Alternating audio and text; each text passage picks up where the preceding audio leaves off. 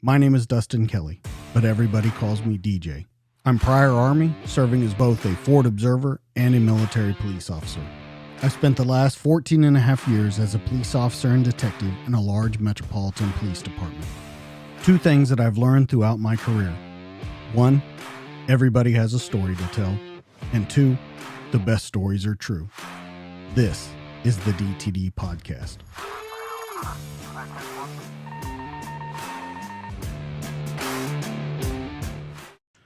All right, in 3, 2, 1, and we're live.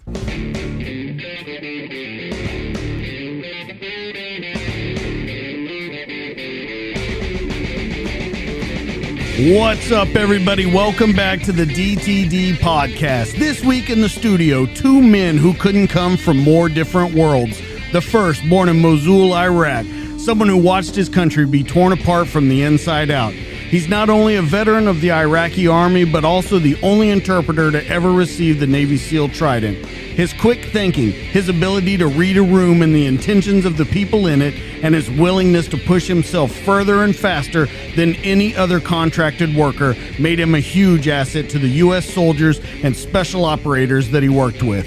This man not only risked everything to make the country of Iraq a better place for future generations, but now a citizen of the United States is training future warfighters in cultural affairs in order to make them a more rounded warrior. The second, a retired Command Master Chief Navy SEAL who comes from a punk rock background and who in his 27 years of service was assigned to SEAL Teams 1, 3, 7, Naval Special Warfare Development Group, Naval Special Warfare Command, and the Naval Special Warfare Group 1. This guest has numerous deployments all over the globe in support of U.S. operations, to include the Middle East, where he met tonight's other guest while working in Baghdad as the Senior Enlisted Advisor to an 80-man task force. This guest was instrumental in the efforts to get not only his friend and teammate, but also his entire family to the United States, where they could finally live the life that they had always dreamed of living. This story could not have more action, plot twists, and cast of characters if it was a best-selling thriller novel. It's my pleasure to introduce Codename Johnny Walker and Jason Tuschen. What's going on, guys? What's happening? How you doing? I am fantastic. Johnny, how are you? Living the dream, man. Thanks for having us, man. Yeah, I'm so glad you both are here. I'm so excited to talk about this book. It was absolutely fantastic. And we got to get right into it. Johnny, I want to start with you because, as I said in the opening, you guys couldn't come from more different backgrounds. Let's talk about your growing up, the way you looked at life, the way you looked at culture, and then Jason, we're going to switch over to you when he's done. Sounds good. Okay, so born and raised in Mosul, north of Iraq. Born in 1964. And when I raised kind of troubled child-ish, and always I have my slingshot with me, attacking other neighbors and bring some issue to my family. And my family kind of, they almost done with me. And they figure out if they send me to the basketball with my cousin, who was playing Iraqi national team at that time, maybe this is kind of temporary solution or something until they figure out something. So I went with my cousin, started playing basketball. I didn't understand what the fuck is going on with this game. But day after day, I found myself through this game, and I feel in love with this game. And while playing basketball, it looks like there is chain. If you play basketball, you have to watch Harlem Team. If you watch Harlem Team, you have to watch cowboy movies, John Wayne. John Wayne, you have to listen to country music, Kenny Rogers. And all those small details in my mind build a small dream that one day I will live in America, land of freedom. If I have only one day in my life, I will live there. And there is no question about that. But a dream different than reality. In 1980, Saddam's or Khomeini, whatever, one of them, he made the war between two countries million innocent people got killed. And I remember the first dead body I saw came to my city, Mosul. The military, Iraqi military police, they bring the dead body and they ask the family to give them the price of the round that killed their son, because their son ran away from the front line and they captured him at the back lines. So they killed him. The Iraqi army, Iraqi military police, kill Iraqi soldier because he's scared about his life, or he have no enough for training, whatever, any reason. And from that time is like, fuck, this country is not going to anywhere. Anyway, 1988, war is done between Iraq and Iran, and you can see a lot of, in every 2-3 families, you will find someone got killed or someone got injured, and this is kind of leave big black hole memories in Iraqi people. In 1990, Iraq, again, Saddam's, not Iraqi, have another adventure by invade Kuwait. So we woke up in the morning and Kuwait became the 18th province or city belonged to Iraq. And another sign, this is not good. And after that, all the United Nations kick Iraq, Saddam's from. I don't want to use Iraqi people, because they forced to do that. So they kick Saddam's regime from Kuwait, and we have sanction from 1991 until 2003. And the one who's paid the price is not the government. They eat meat every day, red, white meat, name it, and Iraqi people, they struggle starving for food until 2003. And at that time, in 1991, I get married to love of my life, Beda, and we start having kids and kind of focusing in my family. When you are in survive mood, you forget all the environment. You just focus in what you have and how you can take him to the next side of the river. So anyway, in 2003, American forces came liberate Iraq. I don't want to use invade because they give us hope, and invader, they never give hope. They give us hope, not only me. I don't want to be selfish because I am in the United States now. No, to every Iraqi person. When the American forces came, he have hope with the American flag. And this is where it looks like my dream come to me free. I will do everything I can to work with them. I don't know, to do whatever, just to be with them, with the Americans. It's interesting when you say that, when you talk about growing up there. Now, you come from a family that, you were respected there. Your family was respected there, but you always, as a kid, wanted to push like the limits. You went into areas that you didn't live in just to show that you could go in there. Do you think part of that spirit, Johnny, is what made you excel so much when you helped out during this war? I don't know. I mean, maybe everyone in his life, one small step change everything in his life. Like for me, the basketball is open the gate of the freedom to me, to open my eyes in American culture. And this is where build a smaller dream in my mind. And also the challenge. And honestly, like when I work with American forces, I work with them by an accident. I didn't work by any challenge or anything. And I can tell you the story after maybe Tush present himself. But my point is, if you have a dream and you believe in your dream, no matter how long it's gonna take you, if you believe it like 100%, that dream will come to you somehow. But you have to have the first small step to build it in your mind. And I think this is what happened with me. I think so too. Tush, going to you and growing up, you had not necessarily this plan in place. You had some other things that you were thinking about possibly in your future. You were a chef. You were in a punk rock band and played guitar. You had an idea, I heard, that you always wanted to be in the military at some point. But there was a lot of different directions you were going in. Your compass was kind of spinning in all different directions. So let's talk about growing up, how you had that idea, because I really want to point out about the Marine Corps and stuff, how you had enlisted with them, but that didn't work out. So let's talk about how you grew up and came into the world you are, because you stayed around for an extremely long time in that world.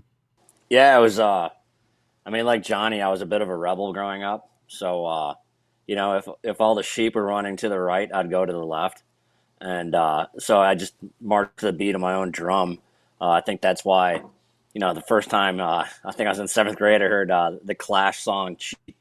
And, from that point on, I was into punk rock. And that was, I think that opened my mind a lot to different personalities and people.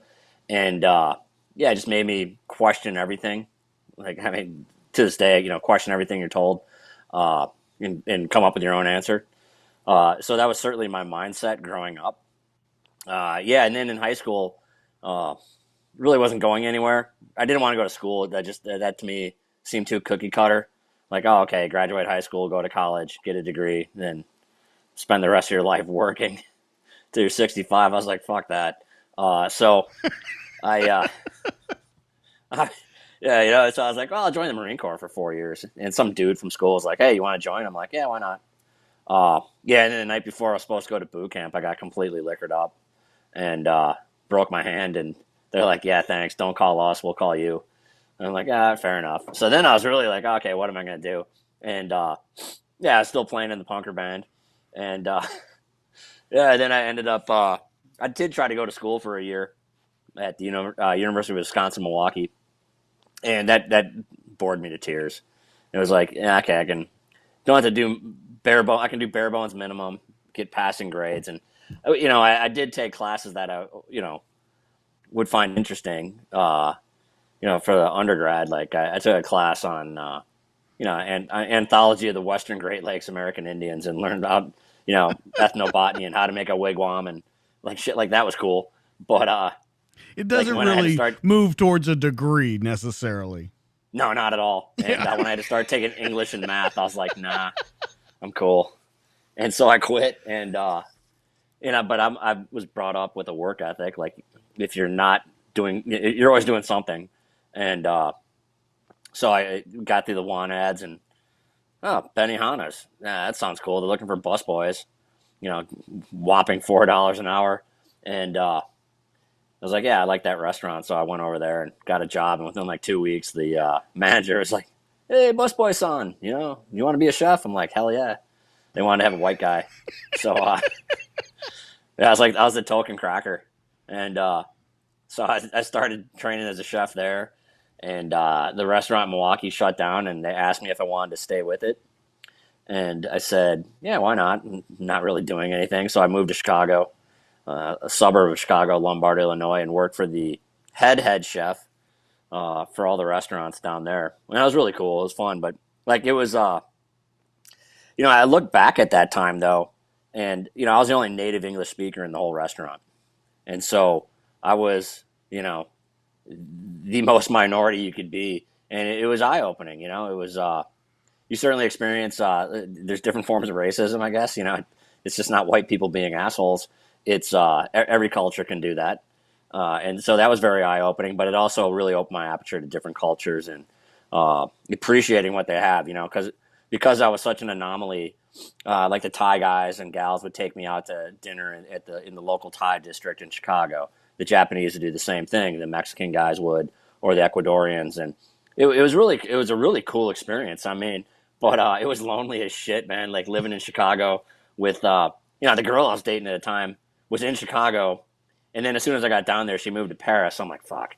So I held out as long as I could, and August of 1990, I quit Benihana's, moved to Paris until I ran out of money and came home. And during that time frame, Saddam invaded Kuwait. So I was like, oh, okay, I'll stay in Paris till I'm out of money, and flew back home and joined the Navy.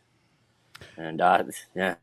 So here's the interesting part to me. When you say you were kind of a free spirit, and you said that you, at that moment, you decided question everything, make your decision. That seems kind of a problem to be in the military, to be in as strict as environment as you're in. And then not only that, but to be a command master chief. When you look back on it, did you want people that questioned everything around you? It's such a weird thing to me to hear you say that. So can you explain that a little bit? Because I think it's really fascinating how you describe that. Yeah, I think it actually. So you get to boot camp, right, and you're just supposed to be a robot. And you know, I personally felt, because I had questioned everything, like I understood, because you question things. I think you understand the purpose of what something is. So I understood the purpose of boot camp and why you had to, why they did things a certain way. And so I accepted that, right? Going in the Navy and becoming a SEAL was something that I wanted to do. So this was one of the prices of admission to get into the teams. And I understood the reasoning behind the monotony of boot camp. I understood the reasoning for just the brutal grind at Buds, and then you get to the teams. And one of my first experiences, or my first observations in the SEAL teams was, you know, I got out of SQT at the time, or STT they called it, and got put into my first platoon, and the whole platoon, 16 guys, are sitting around the platoon space, and I was like, wow, man, like you can ask the question why. Hey, this is what we're going to do. The officer, the OIC would go, hey, this is what we're doing. And somebody would chime in and go, why the hell are we doing that? And it wasn't to be combative. It was just to understand why, you know, you're asking us to do this. And if the OIC or whomever was giving that didn't have a good answer to why, then, you know, I think they were self-aware. The emotional intelligence was high enough that they could maybe reassess what it was they're asking us to do. So, like in a leadership role, I totally encourage people to challenge assumptions and ask the question why, because it's a set of checks and balances.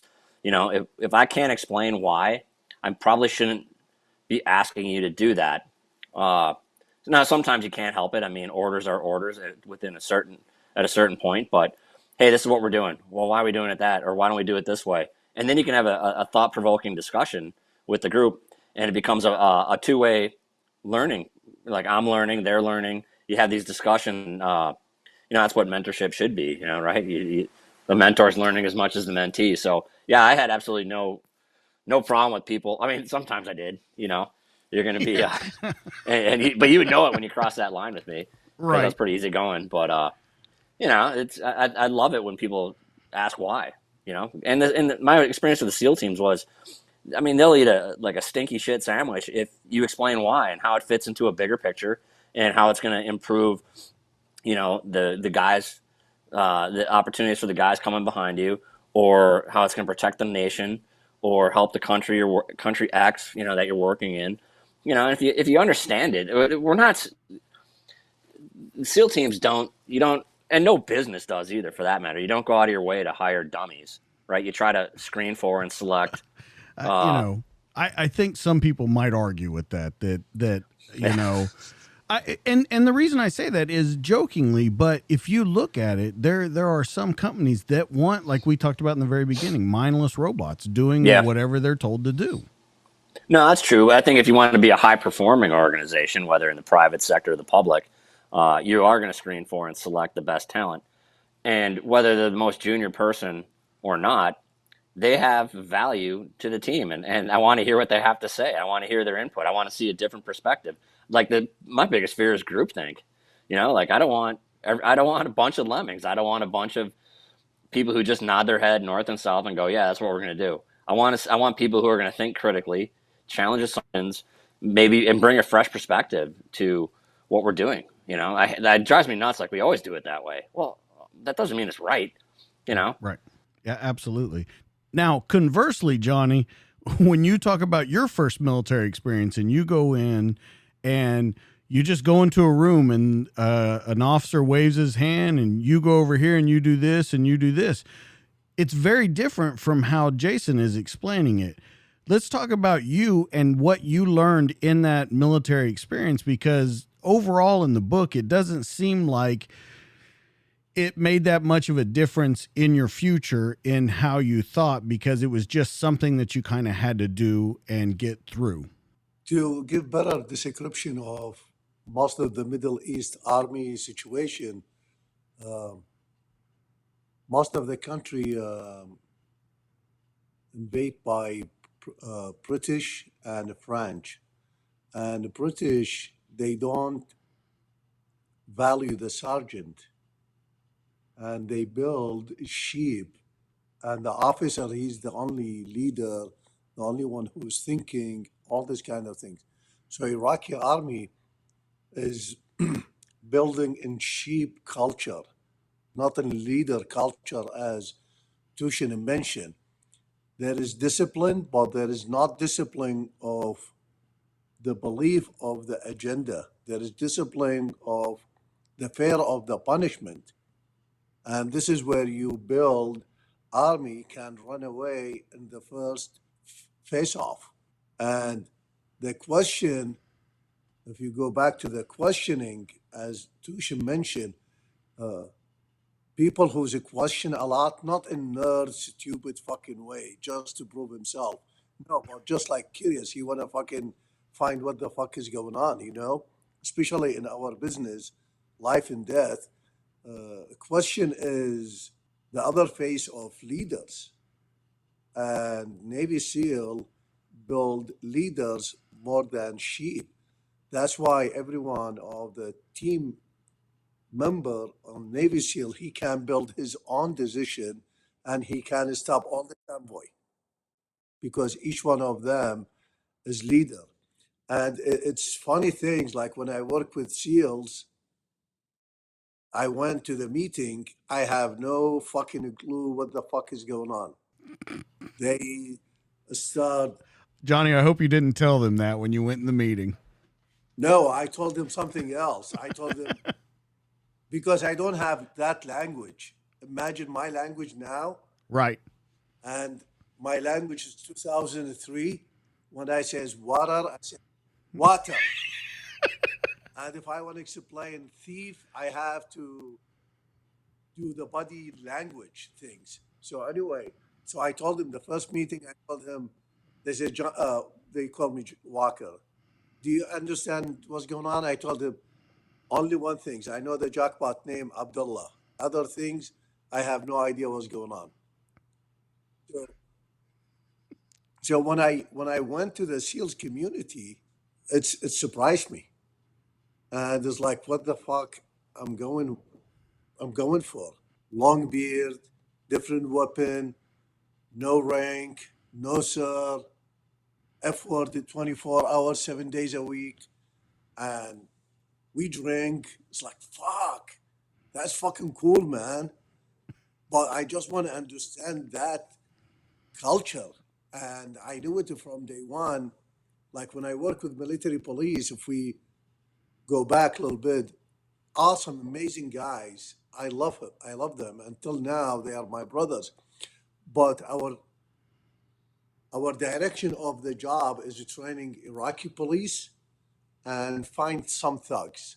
But when Right. I moved to the SEALs, our job is different. And honestly, it make me feel, in personal level, make me fucking feel shame. Because we capture bad guys in my city, the city I born and raised, and we found C4, RPG, 155 millimeter round in my city, and I have no idea. And those guys, they came 1,000 miles, and they know all these details. And this is kind of a trick, the challenge inside me, which is I have to be the best of my kind so I can survive with them. It's look like fucking wolves, man. wild wolves. If you cannot be fucking mean, badass, fucking use F, drink Johnny Walker, you will be fucked. Okay. Okay, but let's go back to the military police, like you said. That's the interesting part, is that when you went with the military police, you almost had that swagger that you did when you went over to the SEALs. You pushed the limits of what you could do with those military police. You pushed yourself very hard in order to interrogate the people that were there, to know what you were doing on the ground. So don't you think that kind of was always there? These guys just afforded you the opportunity to let that kind of flag fly? I think it's inside me because, look, it's different culture. I mean, if I came to Texas right now, where you at now, and we go to some ghetto places, you cannot tell me, Johnny, you need to fucking watch this and that. You know what I mean? Same thing with my city. Those people, they don't know the culture.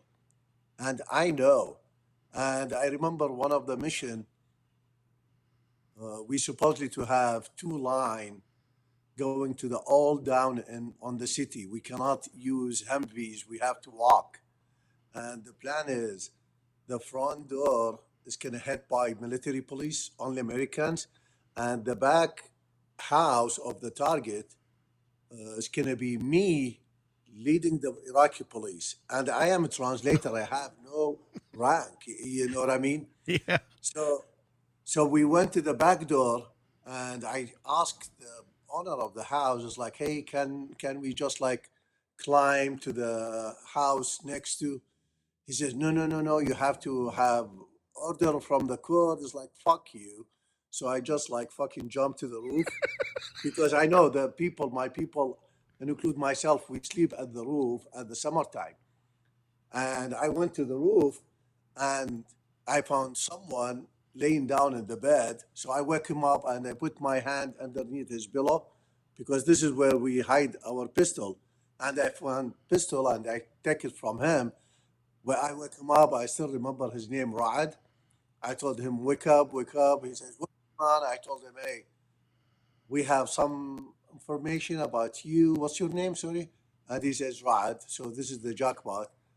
I told him we have some false information that's you killing people, bullshit.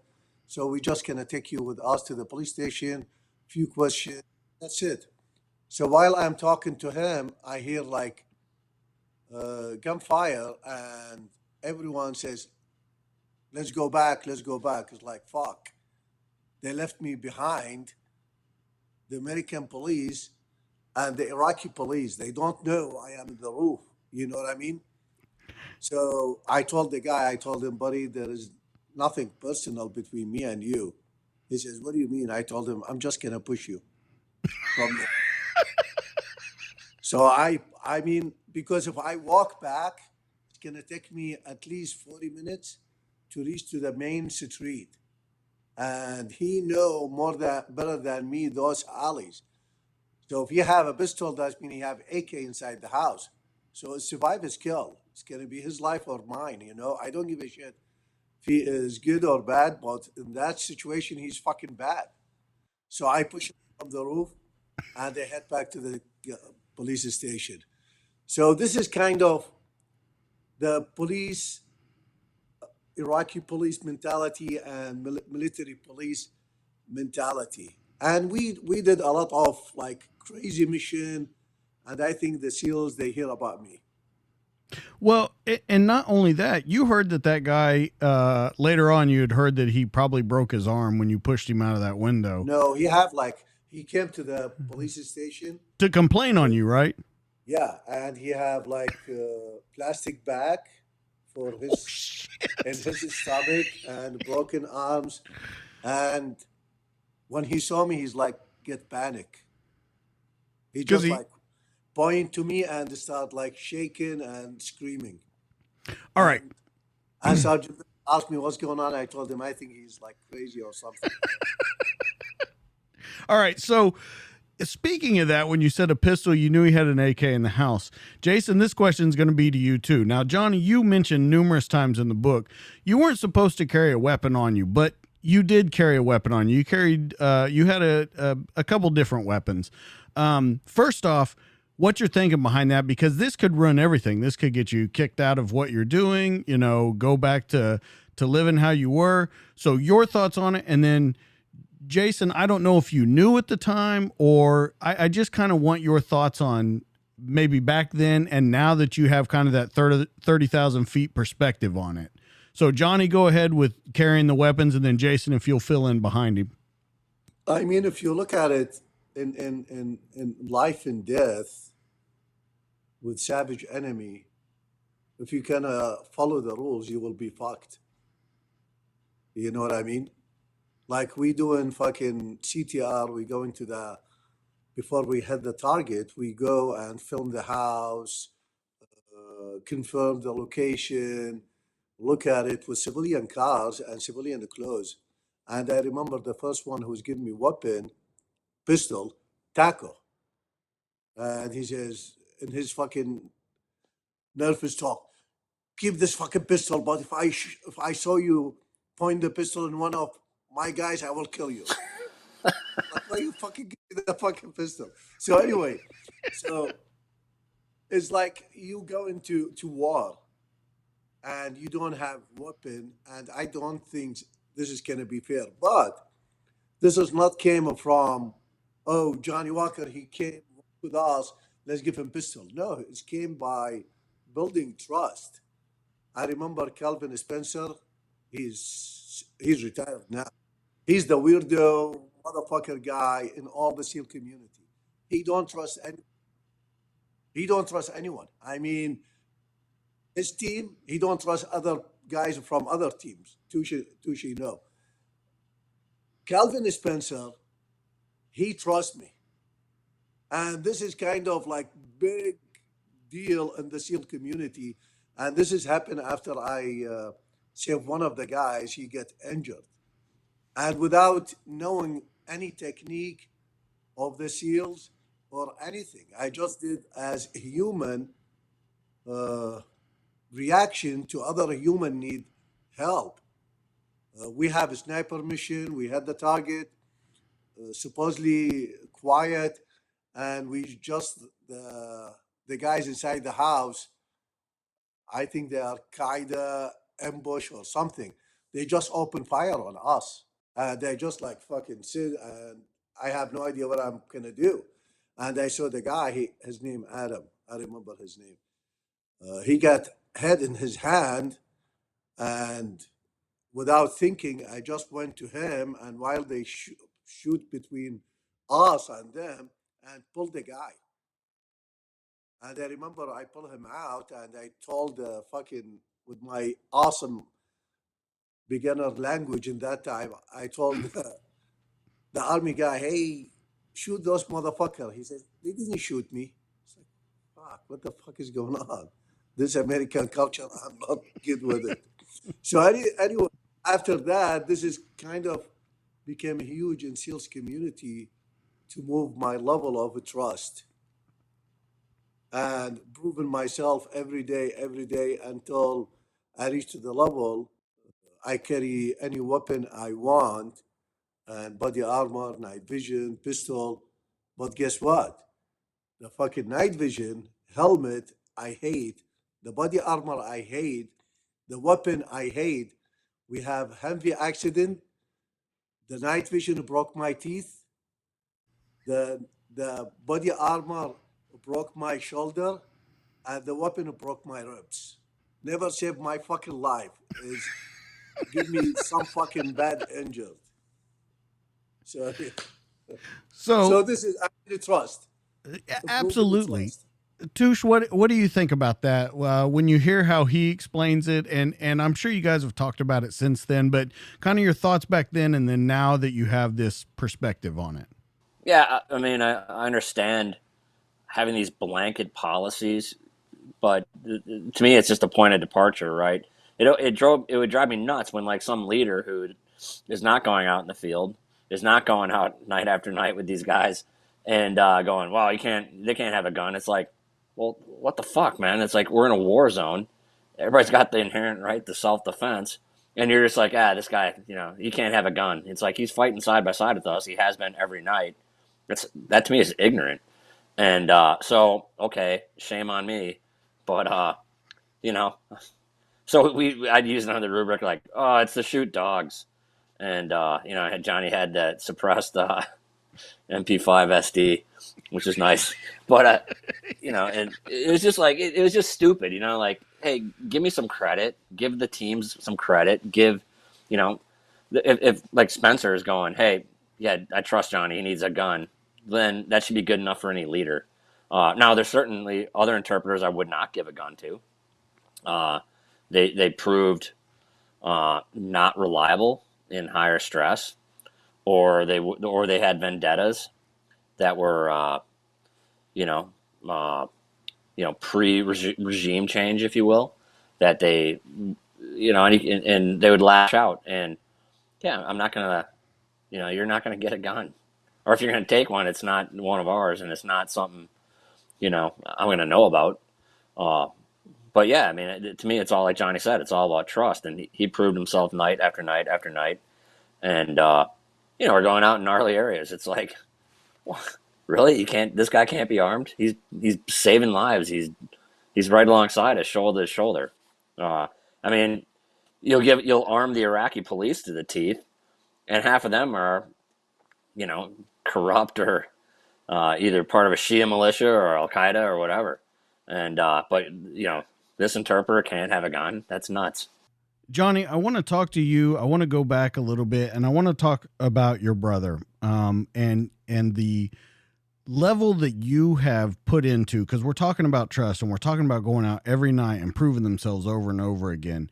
You lost family members doing the stuff that you did. And I could tell when I read it in the book that you, there's still some question in your mind, because people had said to you that it wasn't because of him, it was because of you. You had heard all different kinds of stories of why your brother was killed. Can we talk about how that was set up, how it went down, and then your thoughts on it? Because it was one of the most visceral parts of the book. I mean, it was very much written in a different way than the rest of the book was. There was a lot of feeling there. So can we talk about that? And when you look back on it now, from where you're at, your thoughts on it. It's a hard subject to talk about it. For my belief, freedom need only one price, is blood. And I accept it to myself. But I am so selfish to accept it for others, which is one of them, he's my brother. And the sad things in the story, I mean, no matter what the reason he's killed, because of me, because he killed in coward way. Like those three guys, they're fucking pussy. They Absolutely. don't even give them chance to defend himself. I'm not gonna say I'm gonna live with this guilt, but I miss him. Maybe there is some stuff. If I did it in that time, I will save his life. But what is done is done. And like I told you, I want to be selfish. I want to accept the sacrifice of myself. I don't want to accept it to my brother or my other brothers or my family members. But this is the freedom we're looking for. You know what I mean?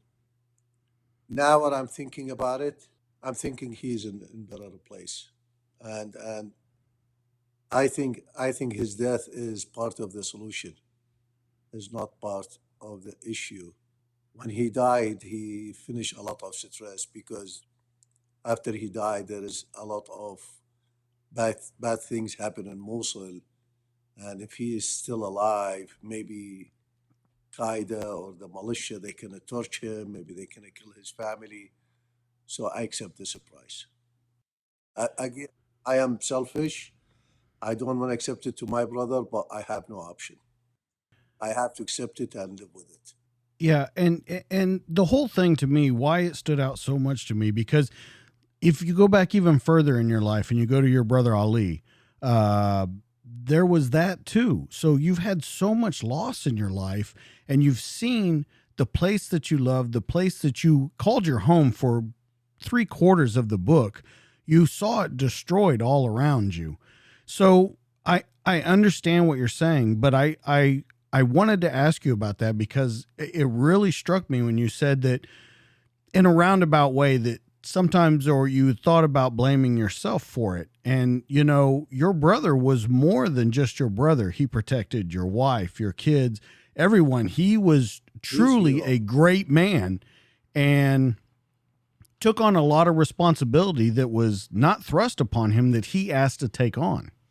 Talking about the funeral, if you don't mind, if we can go a little further, because as you go on to the story of the funeral and you talk about what you want to do to these guys that did this, and then you find out later on that you weren't sure whether who it was, with all of the bad guys that you rolled up with, all the bad guys that you took out of commission. I thought that there was kind of a resolution to it for you. Am I correct in thinking that by taking away all those bad guys, not necessarily knowing it, being a faceless person, do you think that that helped out later on? And this is what I'm thinking now, not before. Revenge is not gonna cool off your heart. Never. But if you do the right things and forgive, I think you will find peace. At the beginning, when they killed my brother, yeah, I want to kill everyone.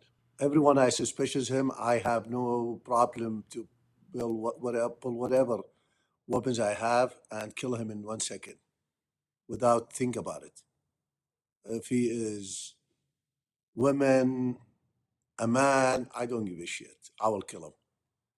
But after a while, I realize revenge is take me to the hate bath, will never let me find any peace inside me.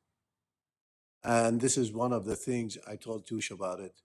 I realize like every time when I go to the mission, I kind of cry my soul because I have to wear different skin. I have to go to the jungle. I have to go from Johnny Walker, the one who's loved, and prank his brothers and his family, bring happiness, smile, to finish other people's life. No matter other people, what you call them, they are bad or good, you kill fucking human. You know what I mean? The things is helping us. We are professional enough in the very top stress level. We never shoot for fun. We shoot to make change and to protect ourselves.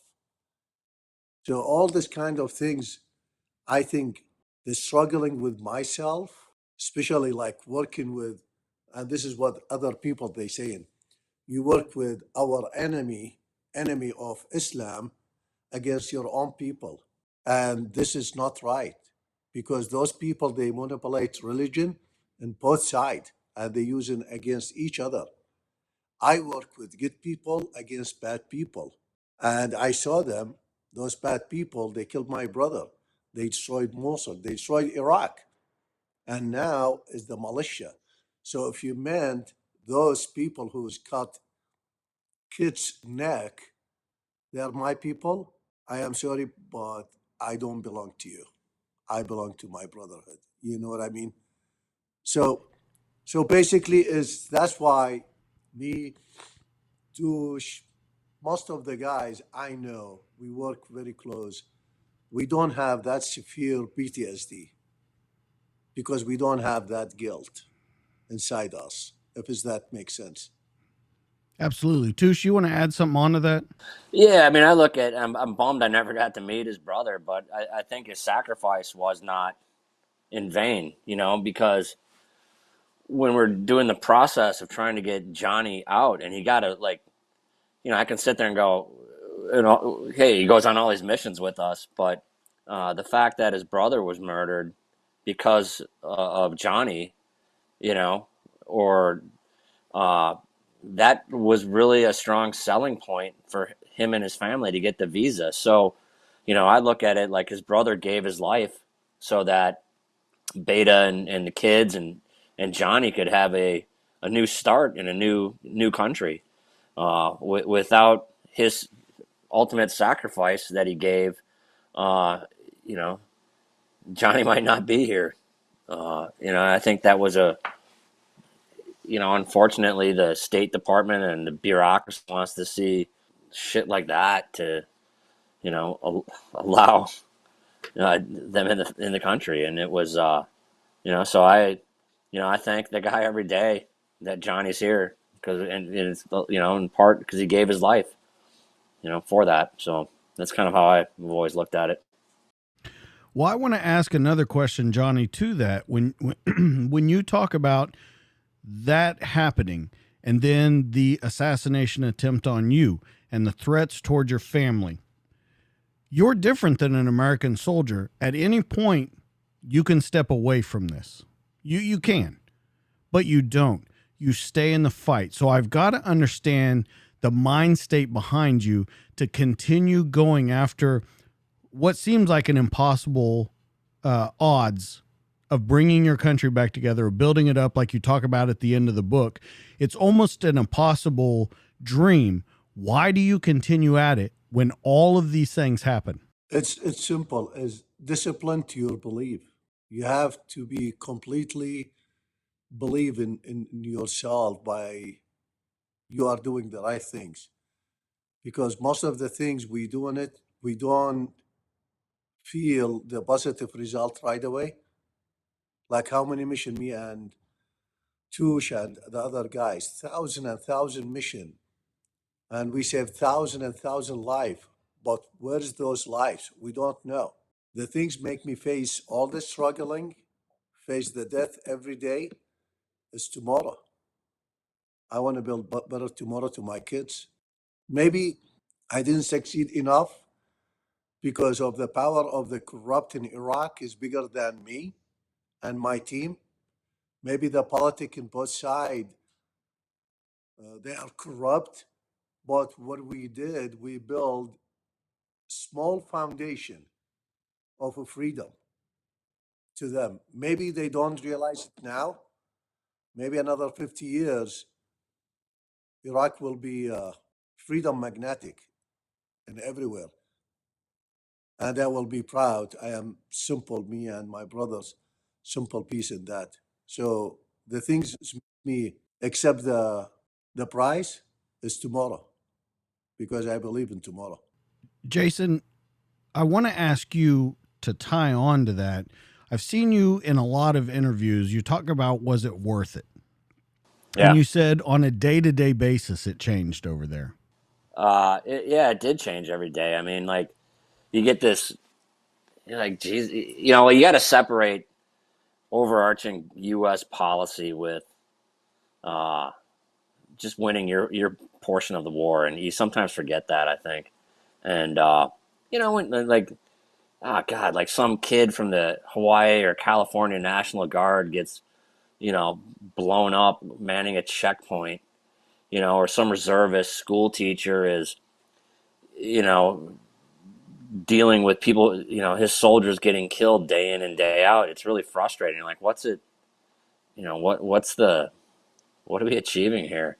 But then the flip side is, like Johnny said, like, you take out a Al Qaeda cell that's building, suicide vests or VBIDs, and you give some respite to the locals, and then you feel like it is worth it. My favorite part of the deployment was, the California National Guard. So it was a conglomeration of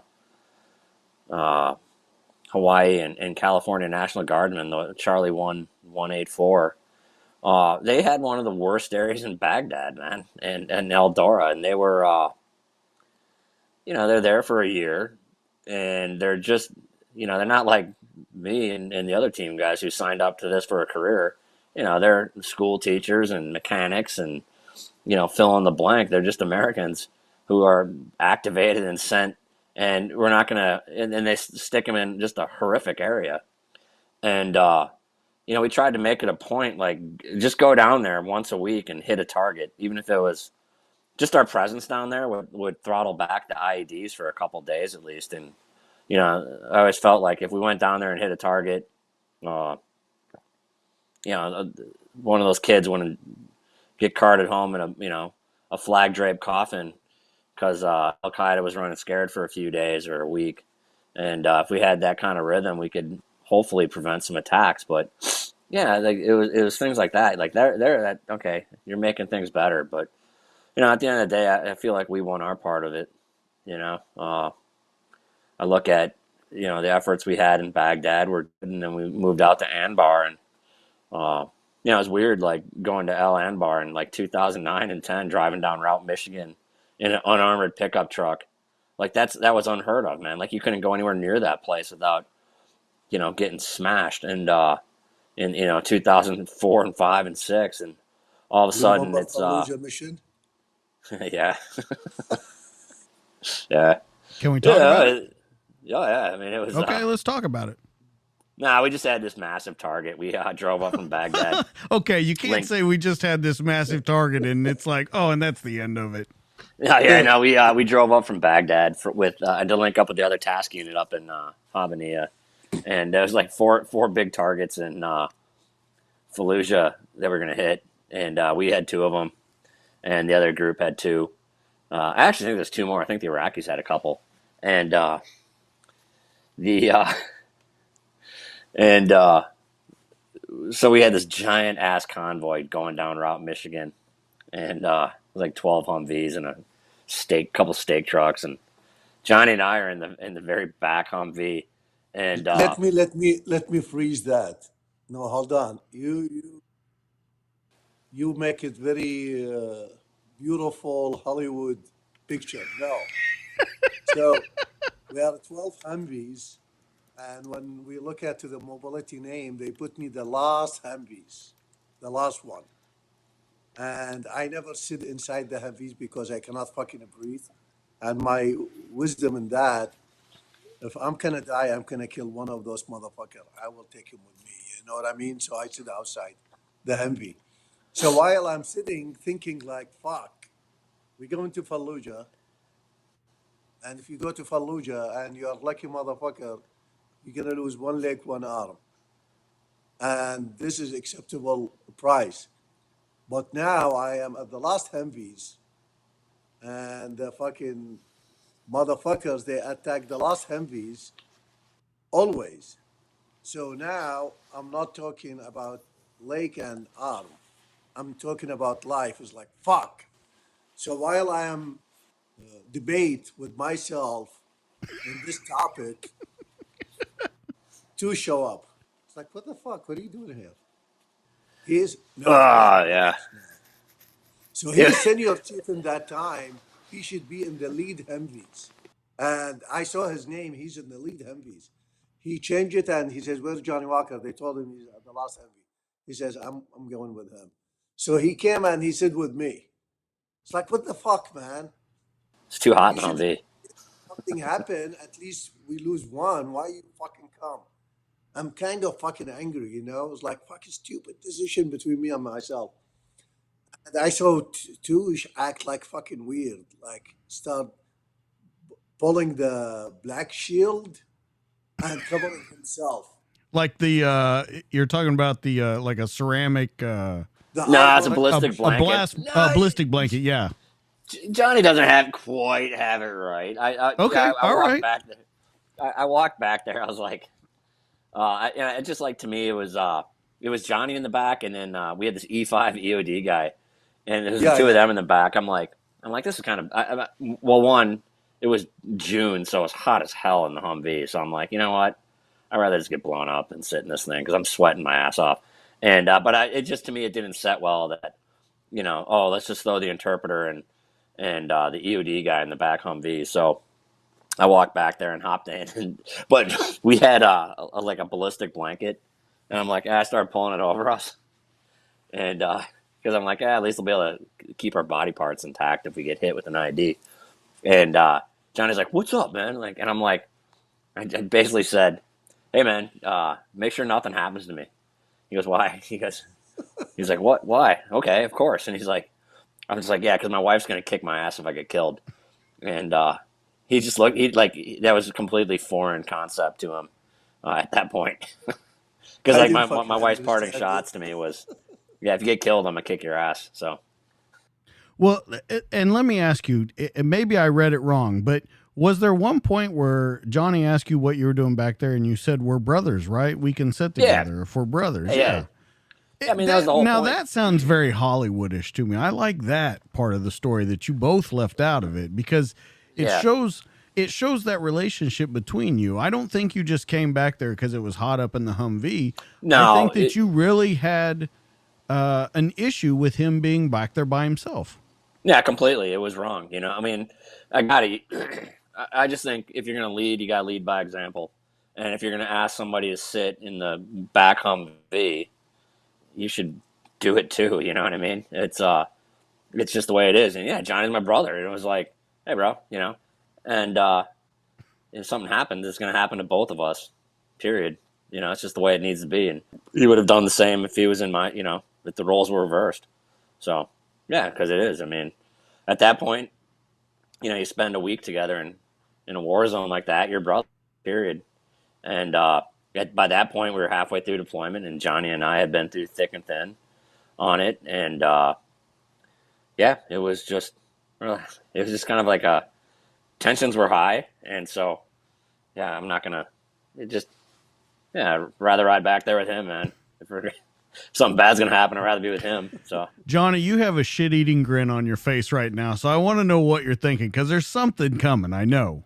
I just like bring back those second, and I'm just thinking at that time is like, what the fuck is going on? You know what I mean? We facing death, and he just think about Mary Joe. It's something I couldn't understand it until I came and live in this country, which is worth it to be responsible and is worth it to consider your partner opinion.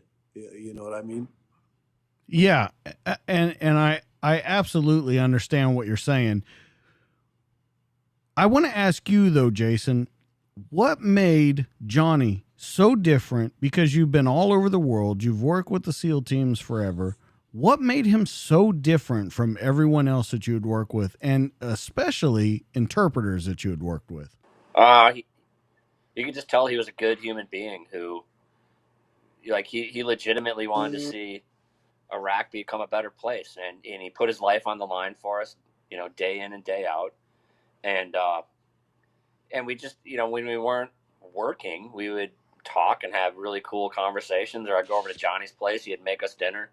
He'd make Heil and I dinner, and you know, we'd sit around and talk and eat, and you know, just got to know him like a good friend. And I don't know what it was. You know, I guess when I got to Iraq and was doing the turnover,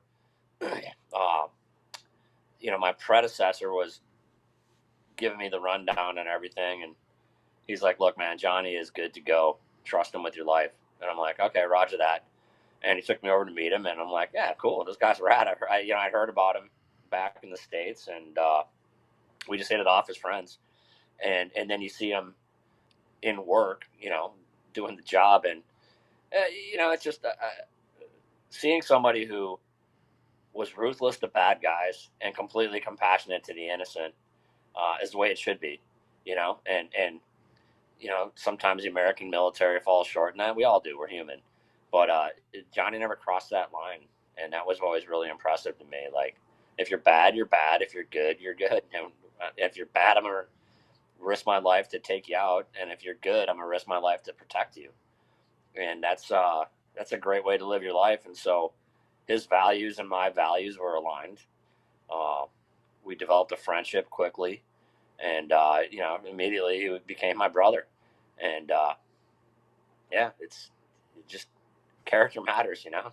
I think one of the things like we added to the teams is after they accept me as part of the team is the culture wise, and it's kind of education level because what I'm thinking like Navy SEAL is the best warrior, but they are not perfect.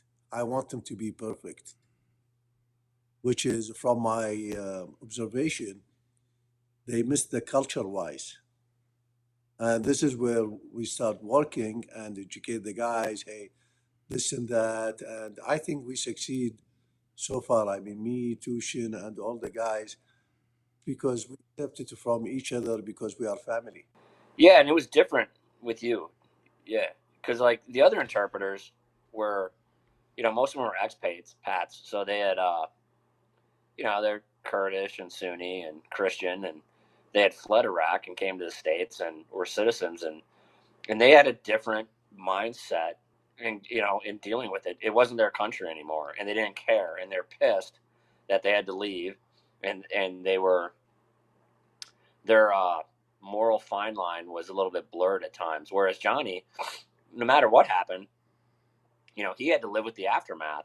So if we made a big mess there, him and his family had to deal with that. And so Johnny approached things, in my opinion, uh, cleaning up his side of the street, if you will, like making sure his country, his neighborhoods, his fellow citizens, if they were bad, you're gonna kill them. If they're good, I got to protect you. I'm obligated because, at some point, the U.S., our foreign policy is pretty much seduction followed by abandonment. And so we're going to pull out, and, the Iraqis are going to be left with this mess. And Johnny's my friend and my brother. I don't want to see him, stuck with a mess here. But he approached it like, hey, this is my country. I want it to be, like a, Americanized version, in Iraq, and that's where there was just a different mindset. And the other interpreters are great guys. I mean, I liked them all for the most part, and I talk to him still to this day. But Johnny was special, and Johnny was different. He had a, it was. He had way more skin in the game than anybody else did. It wasn't a paycheck for him. It was, making sure, because I mean the pay disparity was ridiculous. Like what Johnny made versus what the U.S. citizens made. I mean, it was like 100 to 1, if you will, 200 to 1 at times sometimes, and but he was risking his life aggressively more than anybody because this was his country. His patriotism was ridiculous for a country that pretty much had abandoned everything. But but not the people didn't. The people were just trying to figure out which side to go with, right? It was a big sales pitch. Who's better, the Shia militias, Al Qaeda, or the U.S.? I don't know, and that's where you get insurgencies. Well, there's a bunch of stuff that comes up from you guys just saying about that. One, Johnny, I want to get to you cooking for the American soldiers because I've heard stories about that. We'll get to that in a second. The pay disparity I also want to talk about because I had heard a story where you were drinking whiskey at one point from a bag, not even from a bottle. So I'm glad that you got a pay raise because I can't even imagine how shitty whiskey out of a bag would taste. It's like moonshine, Oh, but in a horrible way. I remember, I cannot talk shit about the back of whiskey because of the back of whiskey make me who I am now because I'm drunk that night because of that back of whiskey. Maybe there is bills, drug on it. I don't know. But that bag of whiskey make me build right decision to fill an issue, to solve an issue between Iraqi women and military police. And I start working with military police. You know what I mean? So I still appreciate that bag of whiskey. But thank God I quit from all the drink almost 3 years now. does that bag of whiskey, does it have any name? Does it have, I know it was made by locals, but It's made by individual. It's not local or company or houses. No, someone he made it. He boiled the water. I don't know what he did, but we bought it and it's kind of like red. When we drink it, red and heavy. It's like nasty flavor. Transmission Until fluid. now, I can't yeah. And it's funny. Like next day you wake up, you just shaking. There's yeah, no. I think you got a bad batch, Johnny. There is nothing called hangover. We don't have it with the back of whiskey. Is shangover because you shaking all the day. All right, let's talk about preparing food. Now, did some people get sick because they weren't used to the food or the style or how it was prepared? Can we talk about that a little bit? So for me or Tush, For you, Johnny. okay. So I don't know, but I think in the sniper mission when we go, me and Johnny Heil and the other guys, see the thing is, like I told you, Navy SEAL community, they are professional enough. I'm not saying all of them they are perfect. There are some of them they are not good, you know what I mean? Which is in any other place. But most of them, most of the guys I work with them, they want to reach to the perfection warrior. And part of that on the sniper mission, our goal is not to kill. Our goal is how we can make different in that neighbor, how can make different in our small piece by doing the right things. And to do that, you have to build a bridge between you and the community, the Iraqi community. And this is one of the reasons why we all the time, because we don't have that communication with the Iraqi families. So when we had the target and we took it as a sniper OP, first thing I do, I change my clothes, my camis, and put civilian clothes. And I go to the market, collect money from the teams, and I go and I bought vegetable, food, meat, and we start cook to the family. We cook to the family. This is kind of short uh, bridge to win their trust and love and loyalty, because you never know what they gonna do if they want to ambush us. And second things, they can be close to us, and we have purpose to watch them closely. So by doing that, Johnny Heil eat the salad, and so far we succeed.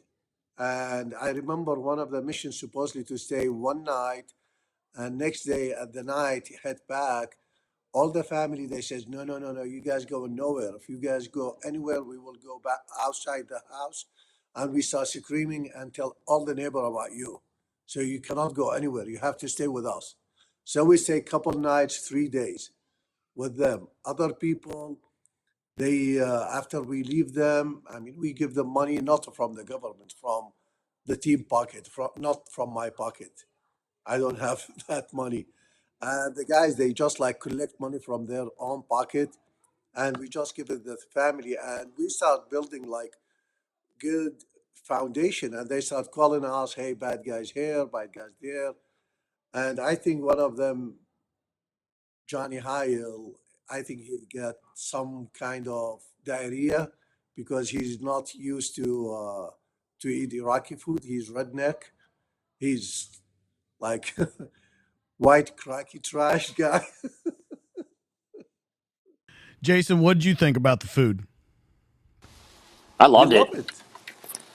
Yeah, I loved the Iraqi food. I hate the crap they'd feed us in the chow halls was terrible, man. It was just a bunch of fried junk, and so like I loved it when Johnny would cook for us. But I love the Iraqi food. The American stuff was just garbage. So like when Johnny would cook for us, it was awesome. And then yeah, and well, the next couple of times over there, the in Ramadi, we ate more off the economy than we had previously, and that was way better. You know, I'd rather eat the lamb and shawarmas and kebabs and grilled tomatoes and onions, and it was yeah, that was fantastic. I mean, some of the dishes Johnny cooked up for us though in his house, like I wish I had the recipes, man. They were awesome.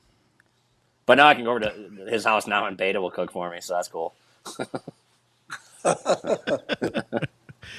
So let's talk about you guys' first mission together. I don't think it was like the most perfect mission, how it went down, but I think that you guys learned a lot about each other from reading the book. Can we talk about that first mission together? Yeah, it was our very first mission, and the situation for us at the time was it was a bit goofy, right? So, you know, the way a SEAL team, a SEAL task unit, or platoon normally deploys, and you work up together, You do a year and a half long workup. You know each other's insides and outs. You know who's who by smelling. You can smell the air and go, oh, okay, so, so and so. Johnny over there ate beans for dinner. You're really in tune and dialed in with each other. And then we got to Iraq, and due to the situation on the ground, the task units got broken up because they were doing security details for the top 5 in the Iraqi government. They're doing a personal security detail. And so most of the SEALs were tied up doing that. And then, as a task unit chief, I had a platoon from an East Coast SEAL team that I'd never worked with before. And then to backfill everybody else, you'd get onesie-twosies from different platoons. We'd drive down to the green zone, pick them up, guys who weren't needed on a detail the next couple days, and we'd bring them up to RPC, and we would go out and do missions with this complete pickup team. And the first mission was, it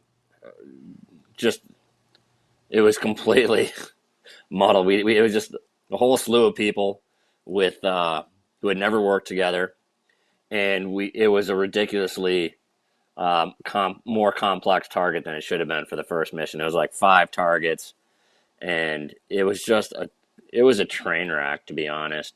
But it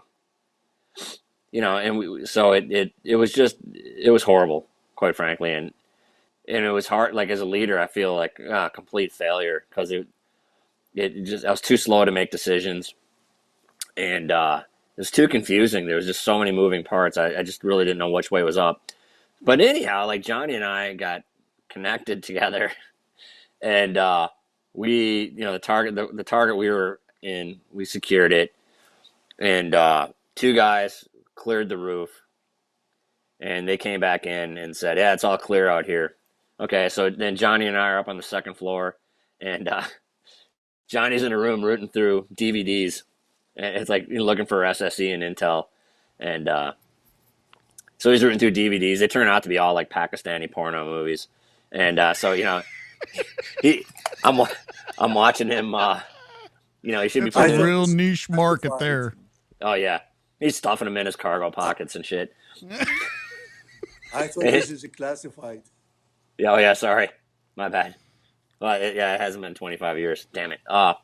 So at any rate, I'm standing there watching Johnny, root through these DVDs, and the guy we're looking for walks off the roof and into the doorway, and like, I immediately get my gun up on it and starting to take slack out of the trigger, and I'm trying to remember like what the Arabic phrase is for "get your hands up," and like, it sounds like I got a bag of wangs in my mouth, man. I'm just like, and I don't know what Johnny's looking at me like, what the hell, bro? And this guy's standing there, and Johnny just goes over and gets him because he was closest to it. But yeah, that whole thing, that was it was a mess. So there was some great lessons learned though on that one. That it was much better after that. So, well, do you think that starting off with a mission like that really kind of set the tone for you guys? Because I think that there's nowhere to go but up from that. But 2, you saw, without really saying anything, him come to what needed to be done and take care of business at hand. Yeah, Johnny and I, certainly our bond developed right then and there on that one. And, Johnny wouldn't pull any punches on what we did wrong. I mean, by that point, he had more combat experience than any SEAL, for the most part, because he had been, 2 or 3 deployments worth of missions with guys.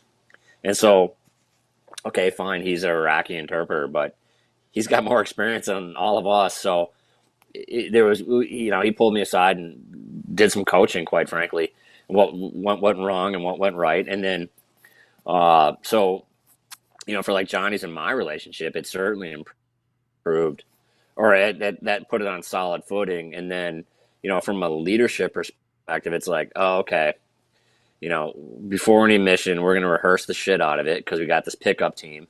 We're going to, make the brief. I'd rather spend 5 minutes on a brief and 5 hours doing dry walkthroughs and rehearse and get, try to, get familiar with each other because we're all, it's people who've never worked together before. And yeah, after that, it was like clockwork, So yeah, I mean, I think we got really lucky.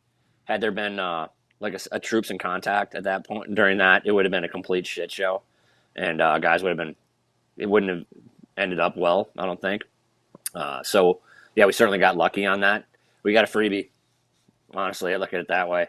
And the missions after that were way smoother, even with the random mix of frogmen we had in those ops. Johnny, your thoughts on that first mission? I think, I mean, the thing is with the SEAL community, when you tell anyone, hey, this is not the way it's gonna be fucking legit, he's not gonna be proud of him and oh, I am leader, I am Navy SEAL, I am American, I am this and that, and he's not gonna listen. No, every one of them, he will listen because they are professional enough to learn. You know what I mean? And this is the fine edge between professionalism and fucking idiots. And when we have debrief, I feel free to say whatever I feel, and I have to share it with my brothers because we are not dealing with stock of money or construction or car dealers or politics. We deal with our lives. If I kept it in, for myself and next day something happened, I cannot fucking survive with guilt. And that's why when I told Tush, brother, hey, this is what I think, this is what we need to do, this is communication, this and that, one, two, three, four. And hey, this is your guys' call, but this is what I think. And they respect my opinion because they know I came from, we are team. If we can win, we can win all of us together. If we can lose, we can lose all of us together. And I think this is one of the best SEALs skill that they listen, they are not ignorance. And that's why we don't have a lot of casualty. Yeah, I think being able to talk back and forth. Now, when you worked with other troops, did you ever have that trouble of them not listening to you? Or because I know at one point in the book you talk about this is my city, my country, my rules, that you had to tell them because they weren't listening to the cultural kind of affairs, how to deal with it. Was it a huge problem, or could you get past it rather quickly with other troops other than the SEALs that you worked with? For me, honestly, I cannot judge other teams because if I work with them, I'm gonna work with them for one day or two, one mission or two mission. You know what I mean? And I cannot blend in with them because they will never accept me. They have to trust me. They have this, and that's why I know only SEALs. I work with them. You know what I mean? But I know the mentality of the SEALs is different than another branch. With all my respect, I mean every branch he have his own skill. Like I remember one time we had big ass mosque, the biggest mosque in Baghdad, and the plan is the ranger they can secure the fence and towers. SEALs they can clear the building inside the facility, and Delta Force they can interrogate, find the jackpot. And at that time, I'm smoking like no fucking tomorrow. And the mission during the day, and this is against our fucking belief. This is fucking stupid things. And but we did it. And while I'm talking with the chief, and it's take like 15 minutes after we clear the buildings, and there is no jackpot announced. So I told the chief, "What the fuck is going on?" He said, "I have no idea." I told him, "Bro, tell those guys if they want, I can find the jackpot within 10 minutes." And I don't know Delta Force in that time. I have no idea. All what I know is special team. So he talked in the radio and they says, okay, send him. I went to them and I told them, hey guys, listen, with all due my respect, you guys are out. You guys all what you want from me, jackpot. I will give you jackpot, but we run the show. We take care of the fucking business. He said, okay, do it. So me and the teams, we bring all the males, which is almost, I don't know, 30, 40 males. And, we took the personal IDs, money, cell phone, and we put them in the SSC bag. So anyway, we lined them, lined, lined, lined them, all of them together, straight in one line. And I came, me and another team guy, and I told him, hey, I just came to apologize to you guys. I present the Iraqi government, and he present the American government, USA, and we have sourced, feed us with wrong information, telling us we can find C4, we can find car bombs. And when you tell someone about C4 and car bombs, and he know there is nothing inside his building, he will feel safe. So I give him that feeling, and I told him, okay, I'm gonna start calling names. When I call the names, please come to me, and I will give you a gift, which is $200, and I will apologize from you, and you can go home or you stay, whatever is your call. And I apologize again. And I can tell from the faces they are so happy. And that's being said, the information we have is only name, Abu Sajjad. That's it. Nothing else. No description, no phone, nothing. So I called maybe 7, 8, 9 names, and I called Abu Sajjad. And he moved one step to the front, and I told him, come on, buddy. And I give it to them. I told them, jackpot. And those guys, Delta Force, they watching us. And at the way back, I saw the team. He said, Johnny, you don't need to come with us to debrief. Okay. Whatever you guys think. Like I told you, discipline. Sometimes I never think as much as the clear order give it to me. You don't need to be with us. Roger that. Because honestly, I hate debrief. I hate to breathe. I just want to go back to my room and start fucking drinking. So I went back to my room and they said, hey, Johnny, you want to go home? It's like, fuck yeah. Who's not? I don't have money. He said, oh, we took care of it. So I went home for a couple of weeks with all the fucking money, and I took my family to the north of Iraq. I spent like 3 weeks, head back, and I told them, what's going on, guys? What the fuck? They said, Johnny, on the way back, Delta Force, they says, we will give 7 interpreter, but we need Johnny to be our term. And this is not request, this is order. He have to be with us. And that's why we told him, you resign, and you left the base, and you go home, you went home.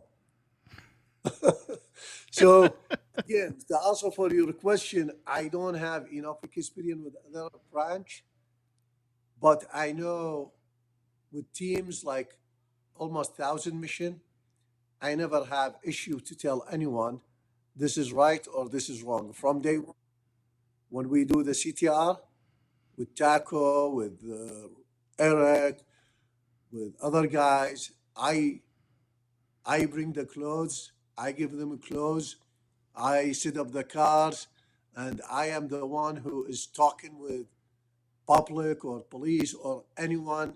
They have no problem to let me do that. They don't feel like, oh, we are the best, we have to take care of our things. You know what I mean? No, they don't have that. Now, another crazy thing that I read in this book was, and looking at interviews with you, Jason, and stuff, you two both have been married for a very long time, which is a very strange thing. And I'm talking in law enforcement, military, first responders. That's not something that happens all the time. I've been blessed. I've been married for 25 years being in military and law enforcement, but it doesn't happen a lot. So I got to talk to you guys about family and backing you up and having a wife that understands what you're going through and is around for you. So let's start with you, Johnny, talking about your wife and everything that she's done for you in this career. I mean, I think the most of the attention in all the community in the world goes to men, and the women always on the shadow. And that's why I call them the silent warrior, the silent hero, because they do everything to take care of the family, to gather the family, to keep up the family, to face the death, and support the husband. And for me and Tush, fuck, what the fuck, what do? We just fucking carry weapon and fucking fight, you know? But our wives, I mean, I'm gonna talk in my part, like Beta, she have to leave, move from the house every 2 3 weeks, every 2 months, depend on the situation of that neighbor she live on. If she feel there's something suspicious, she have to move. And sometimes she moved to the village, and she's city girl. And sometimes she moved to another places, and she don't have weapon, she don't have pistol, and if she have, she don't know how to use it. And for me, I'm having the most advanced strike lethal weapon in the world, and still doing my job. She had nothing, and she's still doing her job. But the extra things, she have love, because the woman is passion of love and responsibility and loyalty more than us. I remember Beda, she's one of the times she escaped from Mosul because after I killed several savages and my name goes on the mosques like he's the infidel, he's a traitor, this and that, she decide without I know to move to Baghdad. And there is checkpoint, and don't think the checkpoint like our border checkpoint. Are you American? Yes. Go ahead. Thank you. No, there's like fake checkpoint, there is Sunni checkpoint, there is Shia checkpoint, there's government checkpoint. And when they stop her, she knew it, they are fake checkpoint. They pretend they are government, they are army. And she look at to the kids, each one of his face, and she wish one thing. She can die or killed, whatever, before them.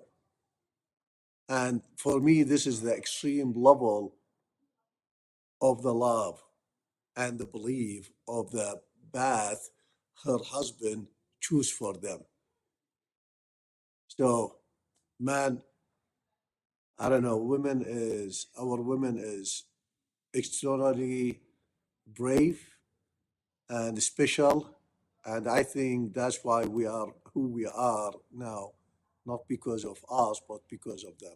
Let me ask you, Jason, before you talk about your family, Johnny, I want to ask about that. You talk about in the book when she does escape, she finally makes it to Baghdad. She calls you and tells you, I'm here. You're like, what are you talking about? And she said she was there in Baghdad with you.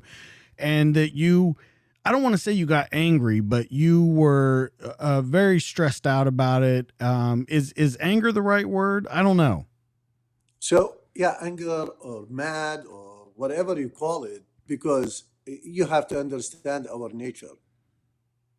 Me and the team guys, we go by order. We go by to care of all the details because this is who we are. Like if we go to the fucking ready room, we have to check our M4, magazine, round, pistol, communication, radio, because any small mistake is gonna cost life.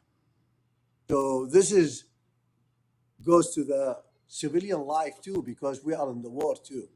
So I get mad at my wife because without any plan, we shared me and her and make the team to have cure for something. She did it by herself. She is right. Absolutely, she's right because the result, she's safe. But from me, I didn't accept it because until now, I'm thinking about everything is have to go by order and details. So, how long does it take you to realize that what she did is the right thing to do? Because now, I mean, now you can sit back and look at it from a distance and say, yeah, that was absolutely the right thing. There was things going on there that she needed to get away from. How long does it take you in life to step away and get that perspective on it? Few days. When I head back from the base, from Bayab to my house, which is 10 minutes to drive, and sit with them and 80% safe, I feel she made it right and I'm wrong. Because sometimes not everything have to go by book. Not everything have to be perfect. Sometimes you have just to do it. Do you tell her that? Of course, How does she take that news that you say, yeah, you were right? I'll keep it to myself. Okay. She used it. She used it against me every time. I told you. You never believe. I told you. Like, okay. All right, Tush, let's talk about you. You numerous deployments, a very busy job where you're away from your wife holds it down. How do you keep the marriage together for this long? What is it special about your wife that has held her around this long and embraced this lifestyle?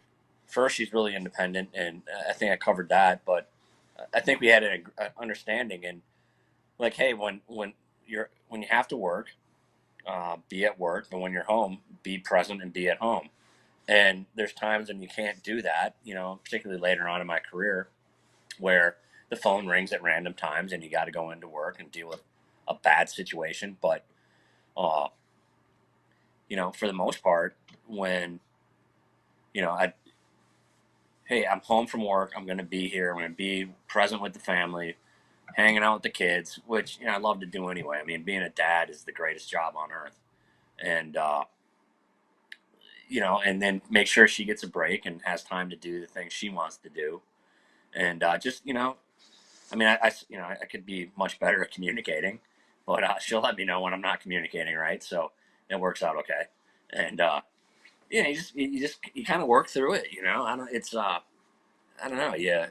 I think early on before we had kids, it was more challenging than when we did have kids. Cause now you have a common, uh, the most important thing in your life is raising two, or in my case two, but raising good human beings. And, nothing, both of us are the same mindset that nothing we're going to do is going to jeopardize uh, raising our kids the best to the best of our ability. And yeah, and now that they're grown up and all that, it's, we're able to hang out a little bit more. Yeah, that's interesting too. So, Well, yeah, it's almost kind of re-meeting each other again after all these years. We're right now, I always say I have 3 daughters, and we're got 2 teenagers and one that's going to be a teenager soon enough, but it's a lot. And so when you hear stories like Johnny's, stories like yours, and it survived through so much stuff, through so much turmoil, through so many deployments and things like that, it's a very good story to hear, because you don't get to hear it too often. Unfortunately, you don't get to hear it too often in the fields that we're in, whether that be law enforcement, military, first responders, things like that. What I wanted to talk about kind of last to wrap up our discussion is the process that it took, that Jason, that you helped Johnny get here. And it was a 13-year process to make him a United States citizen. yeah. That's insane. So can we start with, and I want to hear from both of you, your thoughts on it, the headaches that you went through to do it, but how it started. And then I want to hear a couple years into it, what your thoughts are, if you think it's ever going to happen, and then how it ended up. And as we all know, like you just showed, Johnny, with your granddaughter and everything, this is kind of the legacy that made all of this worth it. So let's talk about how it got started, how the idea came up, and then the process that we went through to get to where we're at. Yeah, we were, it was in Baghdad. I think it was like May or June. And we had some NCIS guys working with us, and their interpreter had been targeted, and so they moved him to Egypt, and the process, and and talking to one of the guys, he's like, yeah, there's a program where you can get interpreters whose lives are in danger visas to the U.S. And so I remember I'm like, oh, cool. So I hit up Johnny. I'm like, hey man, do you want to? You ever think about coming to the U.S.? And he looked at me. He's like pissed, man. He's like, bro, it's in my country, man. I'm like, okay, fair enough. But and I was like, that's cool. I mean, I figured he'd say that, because he was just he was in the heat of it, and he really had this vision for a democratic republic in Iraq, if you will. And so I was like, yeah, cool, man, that's awesome. If we had a few more Johnny Walkers, we'd be out of here pretty soon. But okay, cool. It's he said no, and I just said, hey man, that offer is always open. And then it came time, end of October, getting ready to head back home, and Johnny came out to the tarmac with us, and I'm like, hey brother, you sure you don't want me to try to get you out of here? And he's like, bro, it's my country. I'm like, all right, fair enough. At least email me every week or give me a text and let me know you're okay. And if you change your mind, hit me up. And so with that, gave him a big bro hug. And but I remember looking at him going, fuck, I'm never gonna see him again. And so I was like, oh man, it's heavy. 3 months later, I'm back at home, in my regular life grind. Running to work and coming home, hanging with the kids, going surfing. And middle of January 2006, I get a phone call. I'm standing in my kitchen and the phone rings. And I got my work phone. I look down at the number. I'm like, fuck. It's one of the voice over internet protocol lines that we used in Iraq. And I'm like, okay, running through my mind, it's like, this is not good. So if I'm getting a call from Iraq, it's because somebody close to me is dead, and it's probably Johnny or my buddy Hans or somebody like that. And so I'm making a beeline out the front door because the kids are on the couch with my wife, and I just don't want to answer the phone in front of them because it's going to be bad news. So I'm in the front yard, and it's the commanding officer from SEAL Team 1, and then my heart really sinks because it's the commanding officer, the command master chief that give the bad news, and it's like, hey Tuschen, it's Wiz. I'm like, hey, what's up, sir? And he's like, hey, he just goes, things got really bad for Johnny and his family. And he mentioned that, you said you'd work on getting him out. And I'm like, yeah, totally. And, we had a brief conversation and then hung up the phone. And I remember my wife standing at the front door. She's like, what was that? And I'm like, well, you remember, Johnny Walker, the interpreter I was, friends with? And yeah. And she's like, we need to get him out of Iraq. And she's like, how the hell are you going to do that? And I'm like, yeah, I had no idea. But I did. Yeah. And so I started asking around a bit. And the legal gal at one of the commands let me know that there was this immigration attorney who did pro bono work on the main base, Navy base, 32nd Street in San Diego every Thursday. So I put on a good uniform, got a good haircut, and what little documentation and information I had on the visa program I took with me. And I got the audience with him, and I started explaining the situation. And I think I was a little animated while I was talking to him because he was getting animated, and he was really excited. And he's like, "This is awesome!" And yeah, I can't wait to dive into this. And the lawyer's name was George Sabga Jr. And man, like what a just incredible freaking being, man. And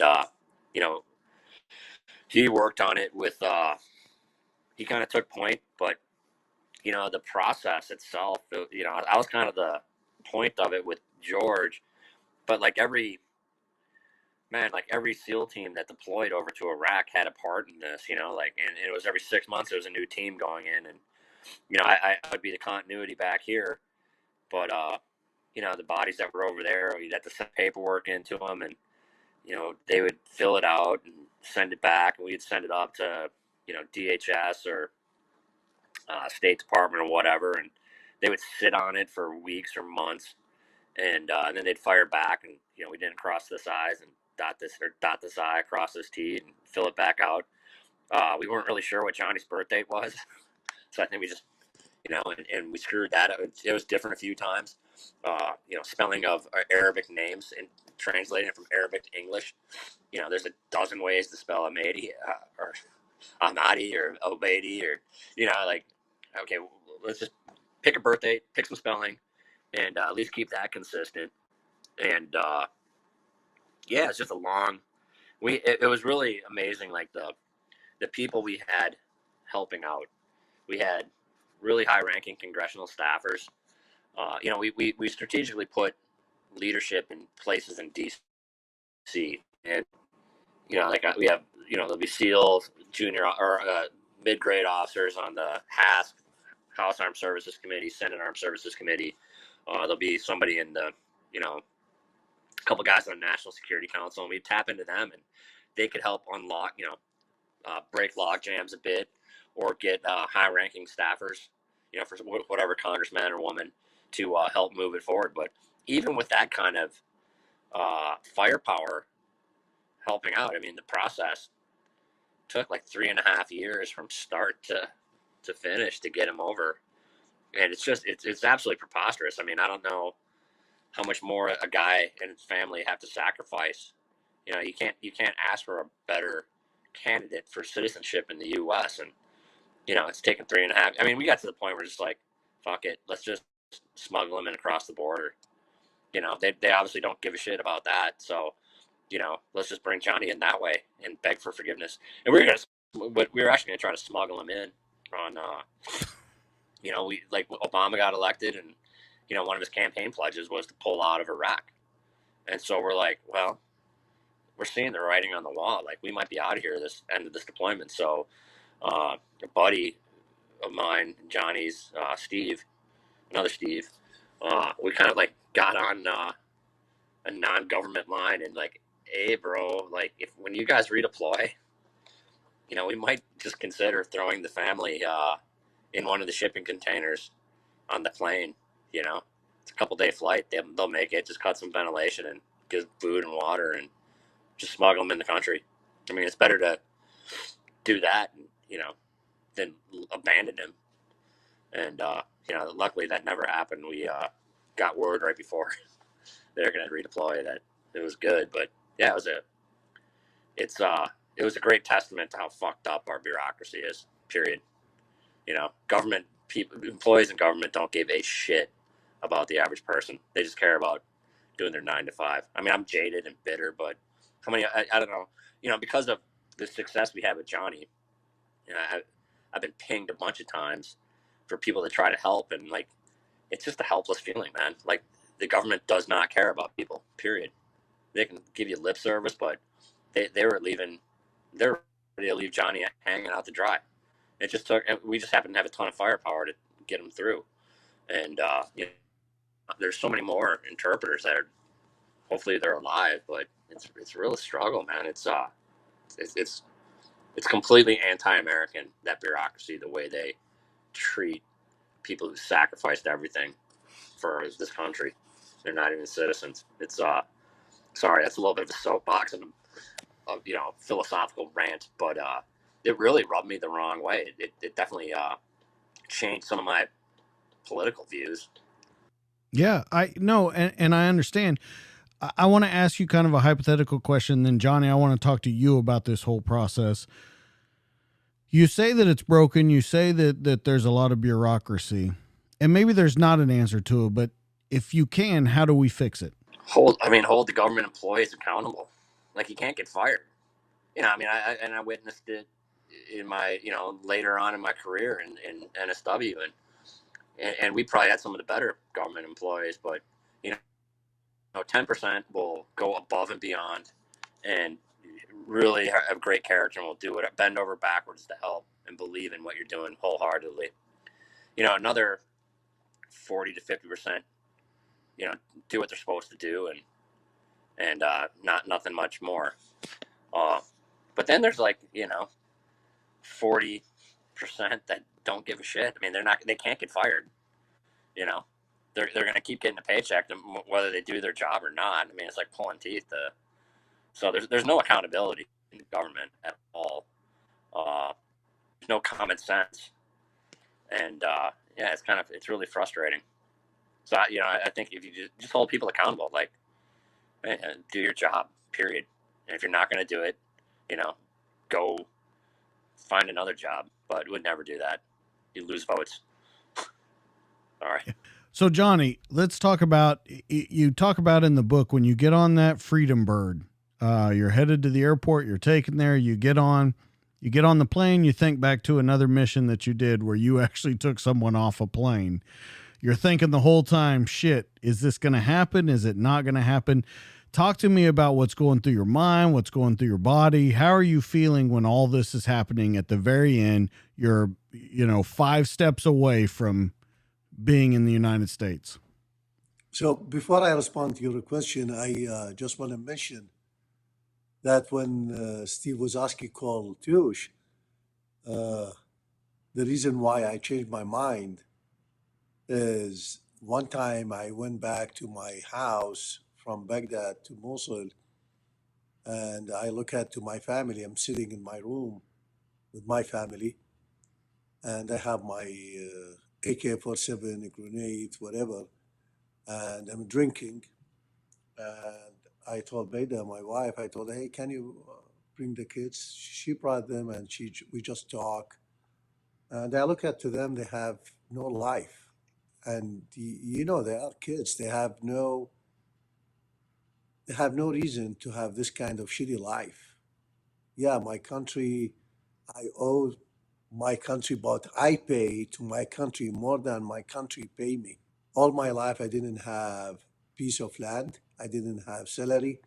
I have nothing from the government or from my country. And I pay blood. I pay fucking from my heart and my brain and my family. So anyway, so it was like, sometimes you saw something is not part of what you're looking for, but it's kind of open your eyes about something. So when I look at my kids, it's like, you know what? I think I did more than anyone can did to his country. So now I have to pay for my kids. I'm done. And this is where I told Steve Wozowski, brother, I need to move. So anyway, he called Tush and Well, let me insert right there real quick, Johnny. At a certain point, I noticed in the book that you said, I'm ready to go home, and not Iraq. I'm ready to go home to the United States. I mean, what the definition of home? May I ask you, what's your description of home?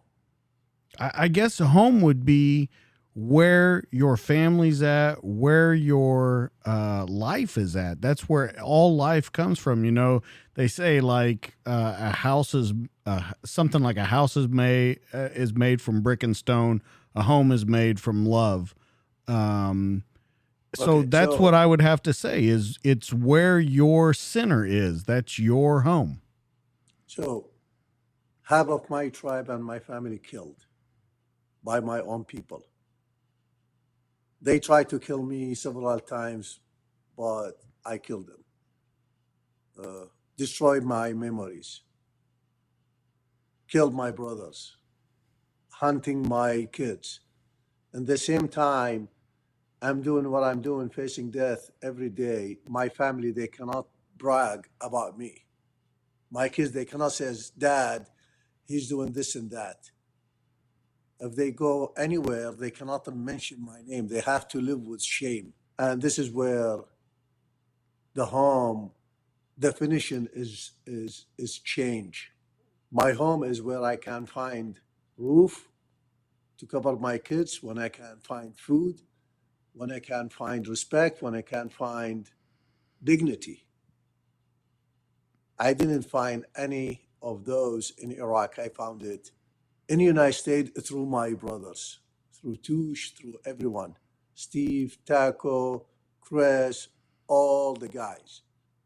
Before I moved to the United States, I live in the United States through those guys. So this is why I said United States is my home, and until now is my home. And if this country under attack from any country, if it's fucking under attack from holy Muslim country, Saudi Arabia, I don't give a shit if fucking kill them or fucking fight them. Because he give me everything I need as a human. So anyway, hopefully I answer your question, brother. No, yeah, I think you absolutely did. But it makes me think when you said that it's given you so much.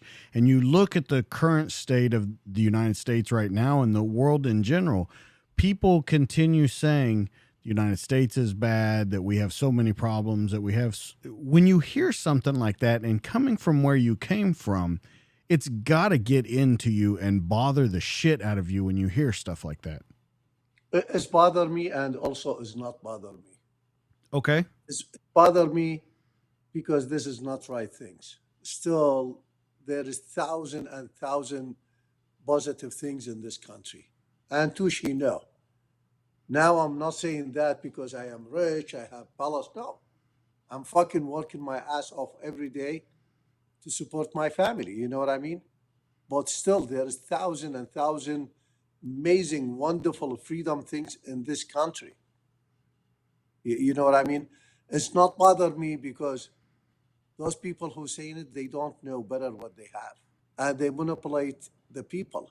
They deal with us as a sheep, and they just want to brainwash us to lose faith in this nation. And this is never gonna happen. Like Tuschen mentioned, the government is fucked up in all the levels. Look at to the gas price. Look at to the houses, look at to the rent, name it, thousand things. Look at to the corrupt and fucking welfare assistant, Section 8, name it, immigration system, name it. All this effect, but look at to the people.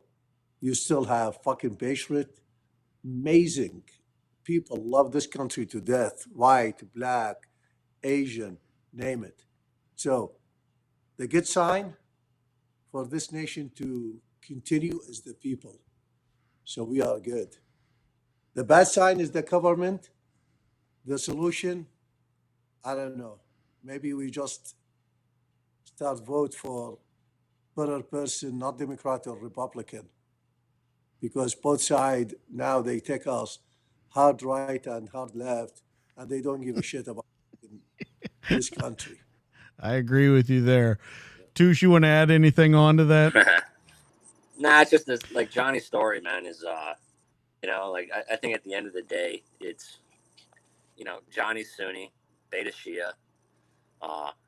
They've been at those two sects have been at odds, since 680 AD. People helping Johnny get over here were, black, white, Hispanic, Islander, Asian, Jewish, Buddhist, Christian, atheist, agnostic.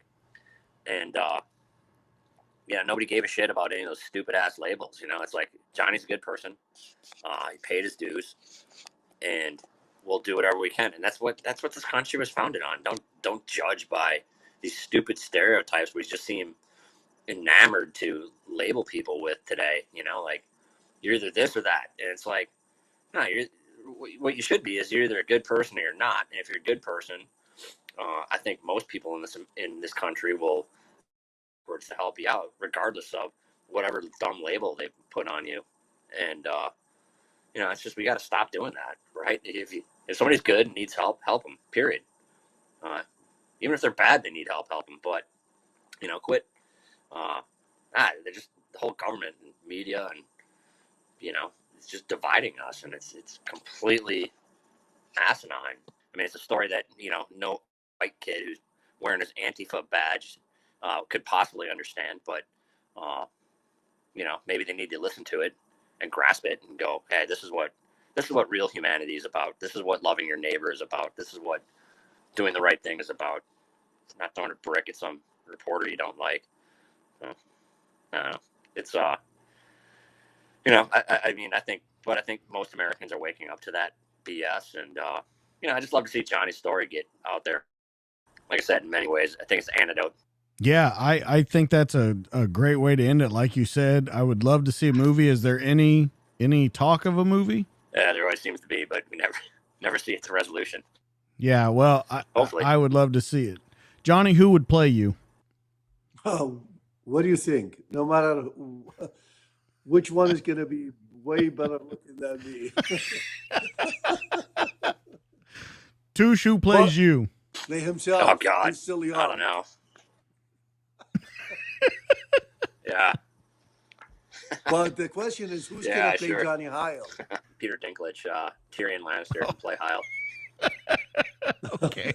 Yeah, I don't know how that would work out. All right, let's talk about where everyone can find you, where we can find this awesome book, because I'm just like you, Tush. I want to get this story out there, man. It is an amazing, amazing fucking story, and more people need to hear it. So, Johnny, where can people find you?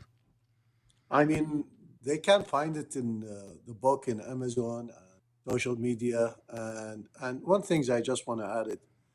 I'm not going to brag about my book. Is not my book. Is everyone's book.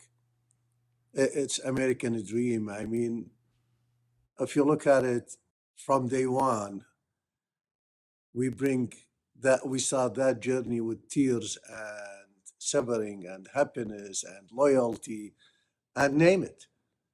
We did mistake. We did plenty mistake. We learn. Yes, we learn. Did we become who we are right now as good a human? We hope so. But I know there is one thing inside me. This country is still legit country. This country is still the dream of billion, not million, billion people who have believed on it. No matter how much politic or anti-American, they want to destroy the picture of United States. They want to burn the flag. They want to do whatever. They cannot. Because this is built through reality.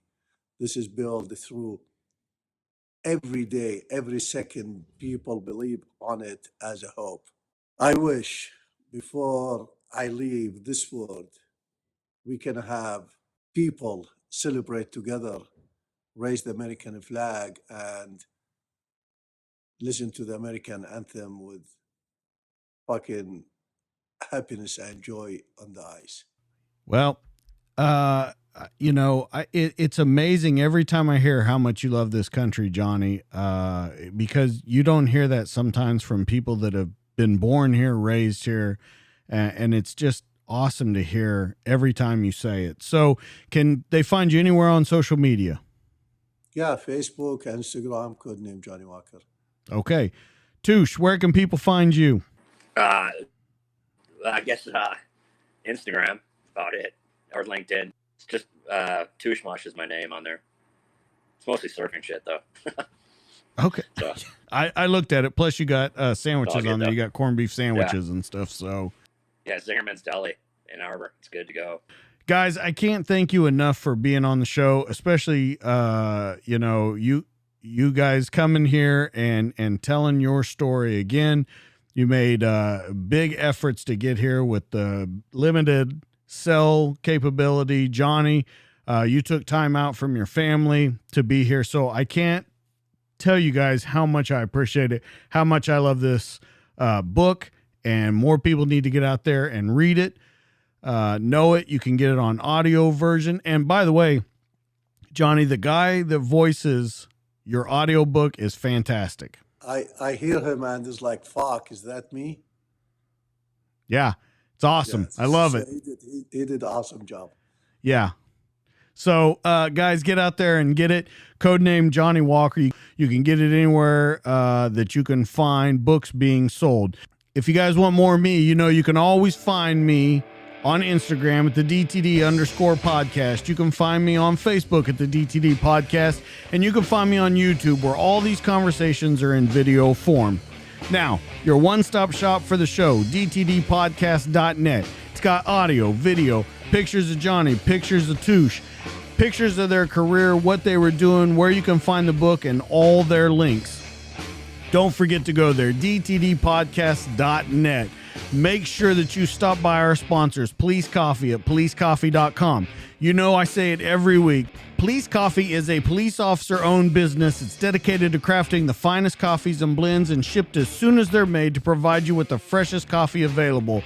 Each batch is roasted by people who know what it means to stay vigilant, and their specialty coffees do not waste one drop when flavor is concerned. Their coffee's some of the best you'll find, but it also helps serve an important cause.